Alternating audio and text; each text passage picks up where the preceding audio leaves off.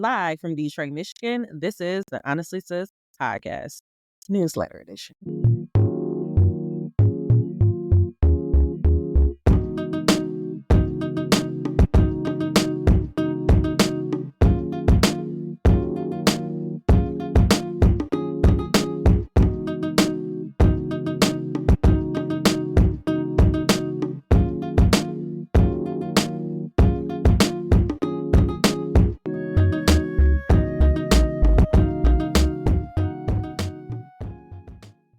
Good morning, good evening, good afternoon. My name is Honest Am.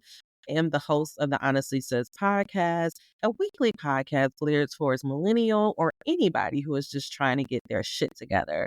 Honestly Sis is an independently owned and operated space. So if you would like to support or donate to the mission, please consider checking out www.honestlysis.com to subscribe or to send in a donation.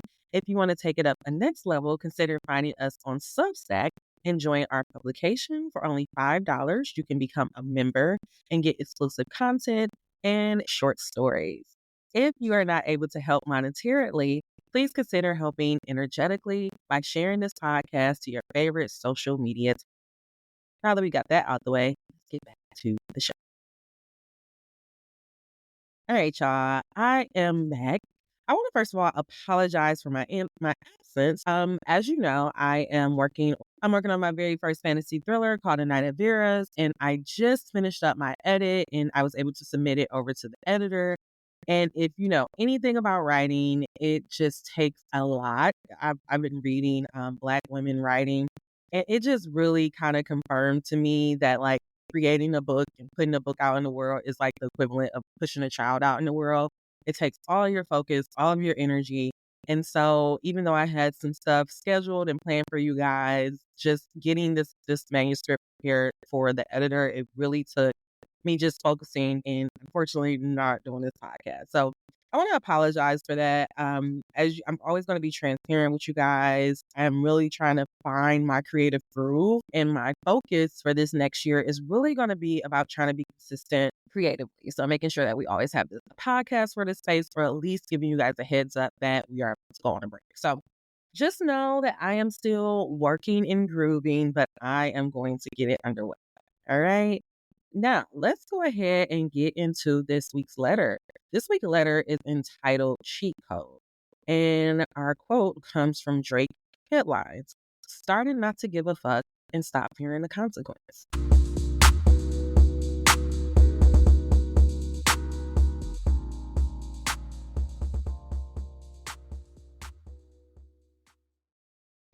What I know for sure is that all of our disappointments, letdowns, and upsets can be traced back to how we don't truly know ourselves.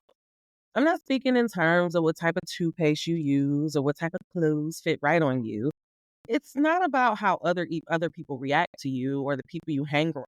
It's deeper than that. If you were to randomly interact with yourself, would you like that person? When I was younger, I desperately wanted to fit in. I felt like I was too Black, too fat, and too poor to just be me. I learned to fake it by becoming a chameleon, changing my personality to fit the situations and the people that I was surrounded by. On the outside, I exuded confidence and joy, but on the inside, I was dying from second guessing and low self esteem. It took me encountering a person so oddly uniquely themselves for me to even see the beauty in the deed. Have you ever come across a person like that? A person who is so utterly confident in their own skin that it challenges you to do the same? When I had the realization that public accounting wasn't for me, it didn't just shake up my career path, it shook up my self esteem. I had no choice but to face the fact that somewhere along the line, I had lost my way. I was pretending that I was this accomplished businesswoman with 2 degrees and their shit together, but deep down inside, I was as lost little girl who didn't even have a hobby, let alone a clue of what I wanted to do growing up. It hit me that being a shapeshifter and faking it was no longer serving me. I had to find myself and build a life around that version of me. When I began to embrace myself, I took notice of my strengths and even acknowledged my flaws. In the process, I learned that knowing yourself is like having a cheat code to life. When you know yourself, you can easily identify the situations you thrive in, the type of people that motivate you, and which ones suck the life out of you. You know the type of people who make you want to be you and which ones make you want to hide away bits and pieces of yourself. Knowing yourself allows you to constantly set yourself up to be in the best possible situation. It won't take away the challenges because that's life, but it does, however, make you feel more confident in the unknown. It has taught me that my power is within. But once you know yourself and all of this spiritual stuff, you realize that you don't have to do it all on your own. God has left us with guidance and tools to help us even when we get in our own way. On a road trip a few years ago, I met a guy who was super into crystals. He talked to me all about their amazing properties, and I was dying to get some of my own after our talk. Crystals end up being the first tool to truly help me gain control of my energy. I won't pretend to understand how they work or why they work. I just know they work. Whenever I put a rose quartz in my bra, I have a better day. I get free meals, and suddenly the world is opening up to me. After I got a taste of that, I fell down the rabbit hole. That led me to chakra balancing, Reiki healing, energy healing, sound healing, and sleep hypnosis track. The further I went down the rabbit hole, the more I felt whole. The thoughts slowed down, and I was able to think clearly. I was able to control my emotional reactions, and I stopped worrying about things outside of my control. I stopped doubting myself and started monitoring my behavior. I started taking notes about when my energy dropped and which activities helped me pick it up. The more I went inside, the more I felt like myself in the outside world. I learned to pay attention to my emotions and let go of my control issues. I learned that listening and investigating my feelings would help me overcome them quicker than acting like it never happened. I also discovered that the things that I was trying to downplay or deny about myself was the very things that made me me. What I know now is that I've always been an artist despite never acknowledging it or it even being appreciated. Now I'm just trying to remind myself that I don't have to work so hard to be what I already am. I am accepting that my path is my path because there's literally nothing else I'd rather do other than create, write, and tell stories. My only regret is not finding this sooner. Because now I don't feel like the same person from my childhood or even my early college years. What I know for sure is that true healing is not about changing a damn thing about yourself. It's about rediscovering all those bits and pieces of you that you lost along the way, the pieces of you that the world tried to chip away. You know, the parts of yourself that you forgot in the process of growing up. It's funny how those are the very things that helped me build a ladder from rock bottom. All the things I thought made me too nerdy was the very things that end up saving me, writing, reading, and my love for storytelling. Now I am confident in who I am. But as with anything, there has been a downside. Some of my relationships with friends and families have changed. This has been uncomfortable and heartbreaking. I tried to put myself back in those situations, but my spirit won't allow it. It just doesn't feel right. I felt guilty for growing apart, but I lived in the uncomfortableness because at least I'm honoring myself. No man, woman, or job can give you that type of peace. It's truly a gift that can only come from within.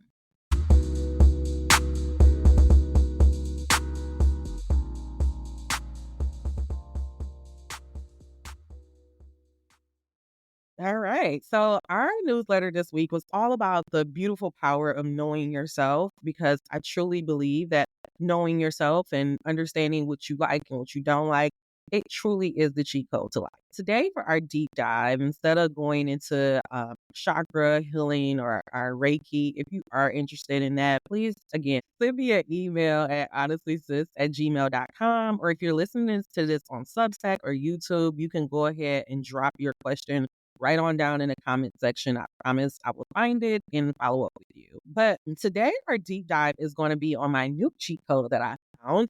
And the new cheat code that I found is Shrooms. This is a little tincture that I bought from this market called Shaman's Market, and it is a lion's mane tincture. For like the last 5 years, I have been just experimenting with shrooms.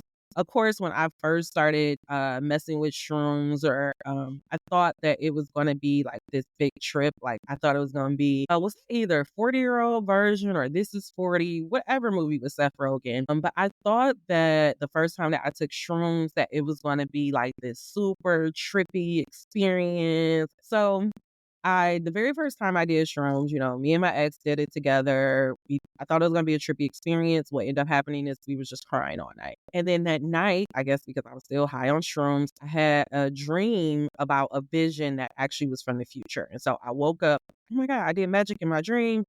And fast forward a couple of years later, I went to my cousins invited me down to Disney. They went to the water park, but because I am a huge Harry Potter fan, I decided to go to Universal Studios by myself. And I don't know about you, but I'm not really a big roller coaster person. I'm from Detroit, and so we typically go to Cedar Point, and they have like actual roller coasters. So I really wasn't used to the whole simulation thing. And so there was this one ride for Harry Potter that was inside of a castle. And like I was looking at the reviews online because I'm by myself. And I'm just like trying to figure out like, is this the actual roller coaster? I don't want to go on an actual roller coaster by myself. And like it was a lot of back and forth. I end up like I was about to leave the park. And then something just told me to go back and try again. And, I end up getting on a ride. And that feeling that I felt in my dream was what happened on that ride. And so that's a word for somebody, like, stop all this back and forth. If you wanna do something, no matter how scary it is, just face your fears. The reason why I wanna talk about shrooms is because I'm sure, like, if you go to those higher levels, you can peek into you can get visions and all of those things, but I don't wanna talk about shrooms from that level. I just wanna talk about it from a very basic standpoint. Shrooms really help me with my negative thinking.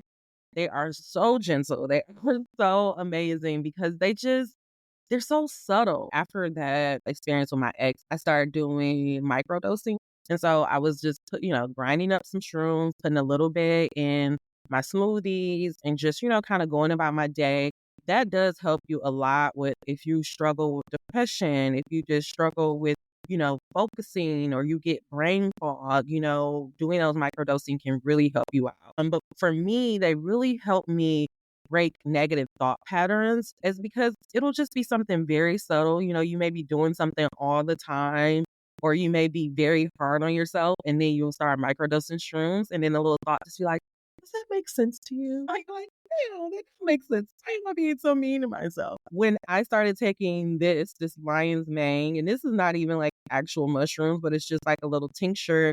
It's disgusting. I had to mix this with some juice in the morning. But it really had boosted my mood. I work from home a lot. And so sometimes I can get in the dumps. If it's raining, I really don't, my body is connected to the elements. But it really helped me like just override that. It gave me more energy. It gave me more focus. I also feel like I'm retaining things a lot quicker.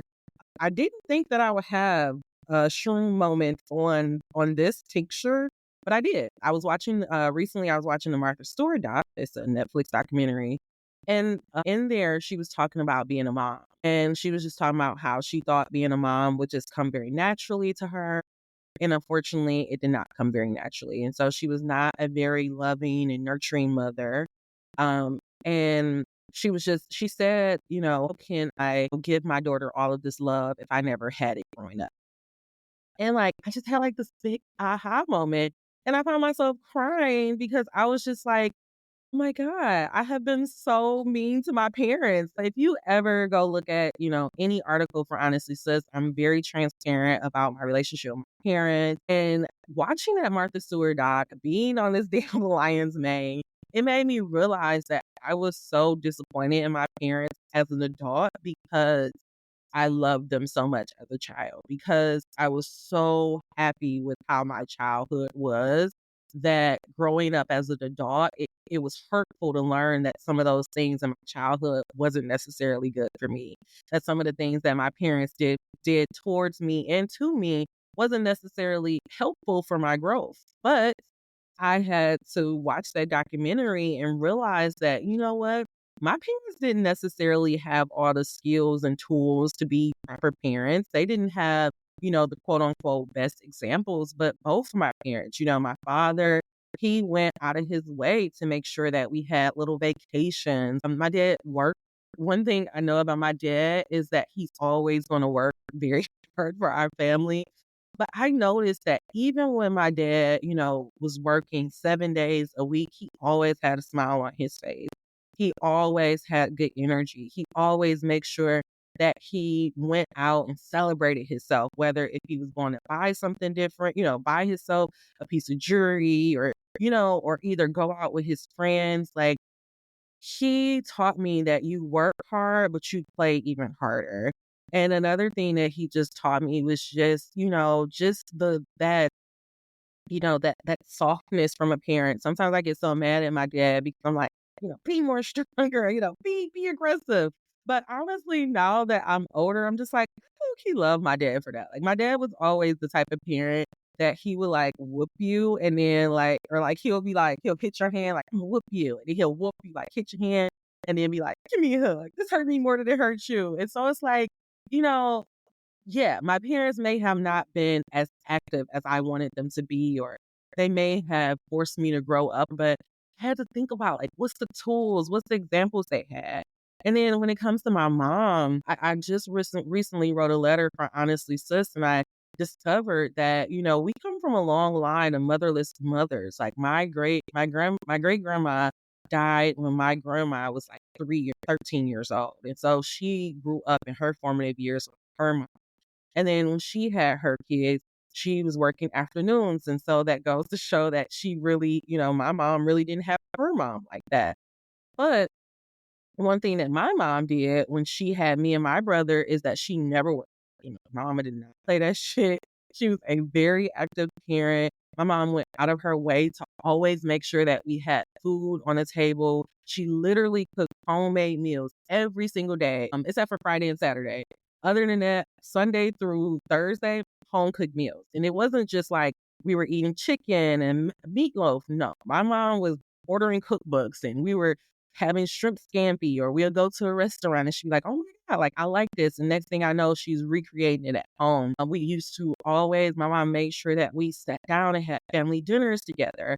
My mom used to wake me up singing my fucking name, like Amber, Amber Sade. I low-key cried thinking about it. Like, there was so much beauty to my childhood, and it's so much that my parents gave me that in my healing journey and, you know, recovering and learning my cycles, kind of forgot about that a little bit.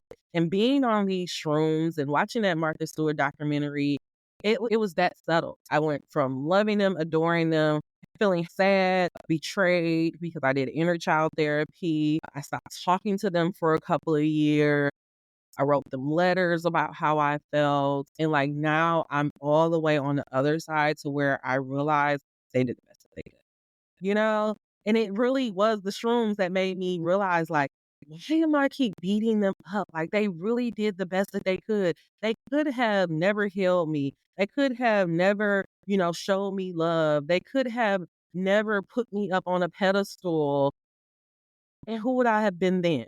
And it just really, being on these shrooms, watching that documentary, it really made me realize that all of this pain that I was feeling towards my parents, it was only because of how much, like, beautiful is that? Like, it's just it was such a aha and a full circle moment. And that is the beauty of shrooms, because shrooms have a way of just hijacking our normal thought patterns and just very gently giving us a different way to look at it and be like, is that beneficial for you? So yeah, if you struggle with, negative thoughts, if you struggle with depressive moods, low self-esteem, but also low energy, I would definitely try to go find you some lion's mane. Don't just order this from anywhere. So again, I got this from the Shaman's Market. It's actually a place located here in Detroit. If you order offline, they do deliver these orders relatively quickly. And they're always like ethically sourced and all that good stuff. If, maybe Amazon may have it. I don't know. I'm just saying, be mindful. Maybe just go to a health food store.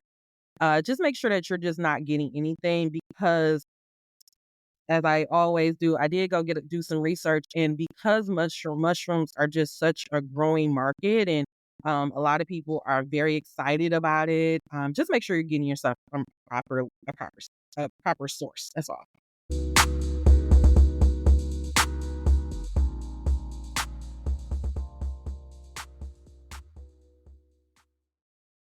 I wanted to just give you guys just a little bit more information about shrooms. I told you my personal experience, but I do want you to understand that Shrooms have been around for thousands of years. Back in Asia, they have been using mushrooms for medical treatments and for daily life for over 2,000 years. I recently got an article from the National Geographic, and they were saying that industry shows that the mushroom industry is going to become one of the fastest growing markets. And that just in 2001, they made $26.7 billion, but they predict that the industry growth will go all the way up to 65.8 billion dollars by 2030. So that's not even 2030 shit, that's less than 10 years. And so finally the Western world is starting to get hip to mushrooms and like all of their beautiful healing properties. And so I'm just going to go down this list and tell you guys just a little bit more about what these mushrooms can do for you. So I told you guys about this lion's mane. I'm obsessed with it. It's disgusting, but I just really noticed a big change in my energy. When I came back from my vacation, I was really pissed. And so I had to get back to my old school methods where I had to get back to doing my sleep hypnosis tracks. I was taking this and I was doing my morning pages, and that I snapped out of the mood, and then I was able to be productive again. So let's learn just a little bit about lion's mane. Is one of the most commonly known mushrooms. It has been around for centuries in traditional medicine. It has been shown to help with your brain health. It will help with your memory, with dementia and any type of nerve damage. I also feel like that's why it would help you overcome those negative thought patterns, because it has a way of getting in your brain waves and kind of just interrupting it a little bit. It helps with your immune system, increasing your activity in your digestive system. It will help with your stomach health, reduce stomach ulcers, and protect your stomach lining. I told you to help with depression and also anti-inflammatory things. And then, of course, they say it also improve with your cognitive notions. So that's again just seeing stuff, understanding things. The reishi mushroom, reishi, I believe I'm saying that right, has been used in Asia for more than 2,000 years. And research has shown that this mushroom has even been said to help restrict growth in tumors for cancer patients. Shiitake mushroom has been said to suppress type 1 diabetes and to improve immune responses in cancer patients undergoing chemo treatment.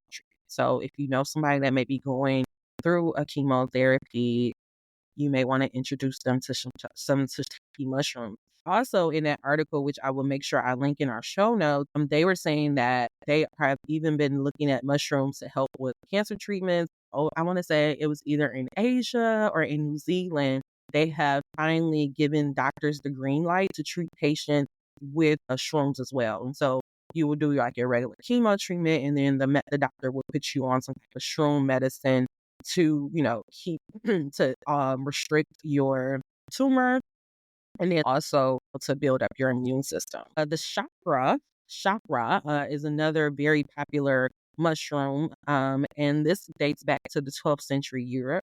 And they said that this mushroom helps you with your digestive disorders, a reduced inflammation, and it can also treat cancer.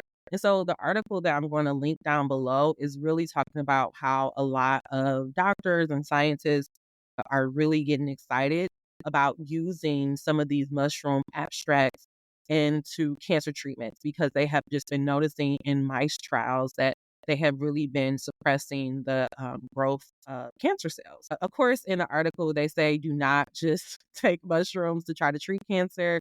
Unfortunately, we just heard a very horrible story about a young lady, a VJ from NTV, who found that she had breast cancer. She thought that she could treat it the natural way, and it ended up escalating to a type 4, level 4 cancer. And so I give you this information not to go against what your doctor said or to be your doctor, but just to give you just some more information to help heal yourself outside of the medical world. But so if you see shiitake chakra, turkey tail, lion's mane, or reishi, those are like 5 commonly known mushrooms. And so if you see those in any products, they're good to go.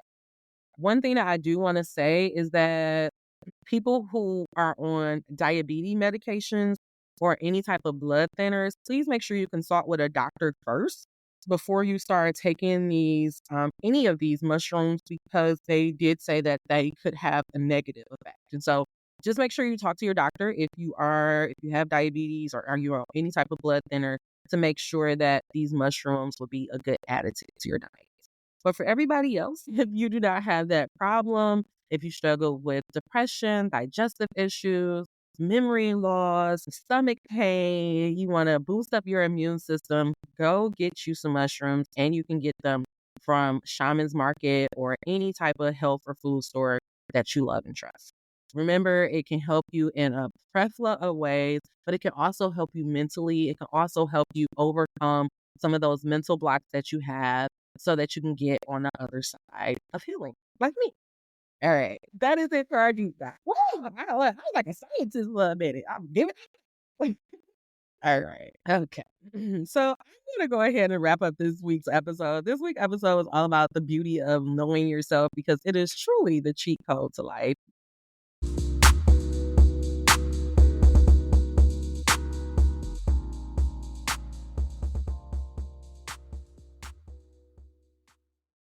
A little bit of where I am now. I kind of talked about it. We're starting to get into those letters that's talking about how my friend groups are changing, how my family life is changing. I just wanted you to see that you can start off being very isolated, feeling very alone, feeling like you cannot relate to the family that you were born in.